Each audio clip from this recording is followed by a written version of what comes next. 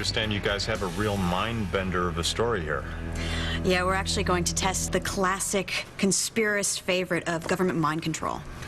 Well, that could be all sorts of things, couldn't it? Yes, it could be many, many things, but ethically here on Mythbusters, we can't go around putting chips in people's heads.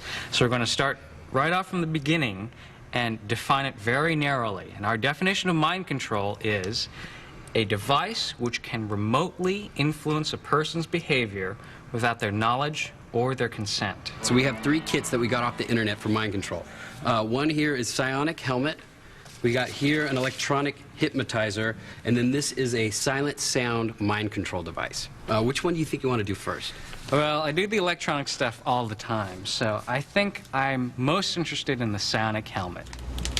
This is the psionic helmet, and I am not exactly sure what principle it works on, but if I would have to guess, I think it would be able to enhance my own inherent telepathic ability.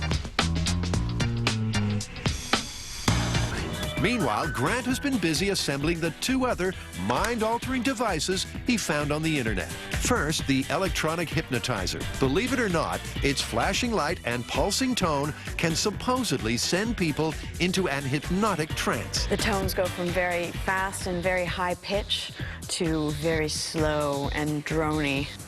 Mostly they're just really annoying. Next, Grant tackles every conspiracy theorist's favorite, subliminal sound. This device works on audio. It takes your voice commands and embeds them in some kind of music or other program material, audio program material. Subliminal messaging. That's cool. His psychic master plan is to place an order without moving his lips. He's all set with drinks? Yeah, with some lunch. Double espresso? Cappuccino? Juice squeeze? Coffee? She runs through every beverage on the menu, except the one that Tory is trying to project. Espresso? Half sandwich and soup? All right, give me a mocha. Mocha. Single? Make it 2. All right. So you didn't get the message of mocha. No. No, I think we're not taking this whole experiment seriously enough. I definitely think that we need to introduce a really controlled environment and get a little more rigorous with our regime. I think what we need to do is build some kind of a chamber that isolates the subject, gets rid of all the distracting variables, so that way we can kind of see if there is any influence that these mind control devices are having. Also, I mean, they all claim to affect the brain waves in some way. So I would really like to get an EEG in here and hook it up, because that is how they measure brain waves in medicine. So they get to work building an isolation chamber in which they'll test out various devices on an unsuspecting subject who'll be wired up to an EEG machine. As well as creating a test arena, they're also on the hunt for more mind control products. Grant has been trawling through a pile of plans from the patent office. Well, we started with a patent search because these 94 patents constitute evidence that conspiracy theorists use to say that the government is in fact conducting mind control experiments. All right, Grant, so you had all day and all night. Did you narrow it down? Yeah, I've chosen 2. One has to do with pulsed air, and the other has to do with a rotating bar magnet. And both of them excite the half-hertz sensory resonance. So out of all 94, these are the 2 that you think are the best for us to try? Yes, these were the 2 easiest things to build, and they sounded like they had the highest chance of success. Grant swings into action on the rotating magnet device. Apparently, this spinning magnet is ideal to stimulate that half-hertz sensory resonance. And in fact, it's got to go really slow, half hertz, which means 1 revolution every 2 seconds. That's about right. I'm building a subliminal acoustic simulator. No, generator, manipulator, nervous system, manipulator. I'm manipulating the nervous system, and what I'm trying to do is manipulate that frequency by changing the atmospheric pressure. All right, so I've installed my, my wind interrupter, and I'm about to attach the fan. And if you want to take a look here, I'll show you how it works. Each time this disc rotates, it'll break the airstream.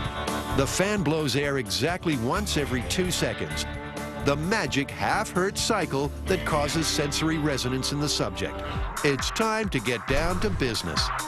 He's the only one in M5 still in the dark about the mind control experiments, so he qualifies for the job. How do you feel about high voltage shocks? On myself or others? 5 minutes without stimuli, and John's baseline is looking steady. Time to fire up the first mind-molding machine. The interrupter is rotating. They run the pulsed air experiment for 10 minutes, keeping one eye on John's behavior and the other on his brainwave patterns. These atmospheric pulses are supposed to excite John's half-hertz sensory resonance. The effects can range from sleepiness to sexual excitation. To Grant and Tory's untrained eye, John appears unaffected. He hasn't fallen asleep and doesn't look excited. It's time for the rotating magnet. Just like the pulsed air machine, it's supposed to excite the half-hertz sensory resonance. So Tory and Grant are once again looking for changes in either John's brainwave activity or his behavior. But once again, John looks unmoved. Go. Touch nose, touch nose, touch nose. 8 minutes in, and it's Tory, not John, who starts to crack. Now touch your nose, you little punk. Swear to God, you better touch your nose. Touch nose, touch nose, touch nose. Don't make me come in there. Touch your nose. John's nose remains untouched, and it's time for the final test. Next is Kari's electronic hypnosis. This flashing light and tone apparently combine to induce an hypnotic state, which we'll be able to see on the EEG. Next thing we're going to do is make the pitch a little bit lower now, because right now it's kind of annoying and fast. There's a jump in his brainwave. This time, John's brainwaves are clearly affected. And distracted by the pulsing tone themselves, Tory and Grant miss what could be the most significant result of the experiment so far. John touches his nose. Was it a delayed reaction to the subliminal sounds? Or just an itch? The jury assembles, and it's time for the results. I gotta tell you, I really thought this was going to be a pyramid power waste of your time, but it sounds like you might have gotten some real results on this mind control thing. The first one up is psionic helmet. Psionic helmet totally works. No. No, just kidding. No, it's until you can prove ESP, you're not going to be able to test this one, so we're calling this one busted. Okay, pulsed air. The pulsed air, it didn't show any effects on the brainwaves, and there's no real scientific evidence that proves that it works. So far, it's a waste of time. Rotating magnets. Now, the rotating magnet actually did have an effect on John's brain waves while it was spinning. However, there's a slight possibility that it was affecting the EEG itself.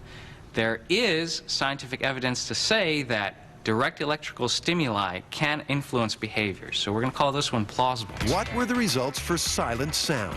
Although John did eventually touch his nose, it was during the final test with the hypnotizer. Plus, the expert analysis of the EEG readings came back negative, proving silent sound is busted, and it really was just an itch. Okay, hypnosis. Well, we did see a change in John's brainwave. There's evidence to suggest that remote hypnosis does work, so this one is also plausible. But it's a really limited effect, and like all of these mind control devices, they're not sophisticated enough to, say, make you buy more popcorn or drink more soda Or kill the president. Yeah. So that's it. We can all sleep safely in our beds. The final score is 3 busted, 2 plausible, and 1 more mind-boggling myth laid to rest.